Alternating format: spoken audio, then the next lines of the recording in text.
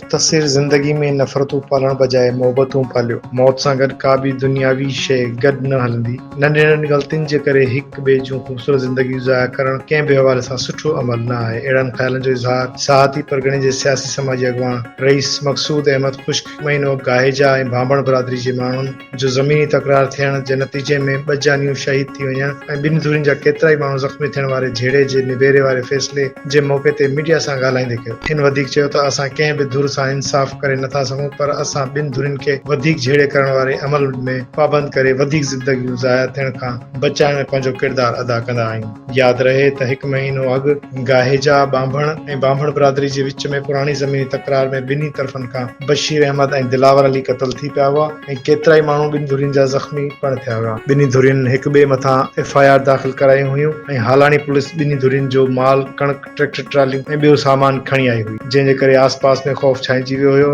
इन ख़ौफ़ खे ख़त्म करण लाइ हालाणी शहर जे मुअज़्ज़िज़ शहरियुनि, समाजी अॻवाननि भाउ अलवा दायो सियाल, फयाज़ मुग़ल, अब्दुल फ़ताह सातो, रोशन अली हाली पोटो, ज़ाहिर हुसैन सातो, इक़बाल गाॾेही, डॉक्टर ज़फ़र अकबर अवां ऐं ॿियनि केतिरनि ई सवे माण्हुनि ॿिन्ही धुरियुनि ॾांहुं पाक किताब शाह जो रिसालो साण खणी ॿिन्ही धुरियुनि ॾांहुं मिंथमेड़ काफ़िलो वठी विया हुआ। ॿिन्ही धुरियुनि मिंथमेड़ काफ़िले खे मान ॾींदे 5 जून ते रईस मक़सूद ख़ान ख़ुश्क जी पंचायत में फ़ैसिलो कराइण जी ख़ातिरी कराई हुई, जंहिं जो फ़ैसिलो थियो। ॿिन्ही धुरियुनि खे खीर खंड करे भाकुर पाराए दुआए ख़ैर घुरी हुई।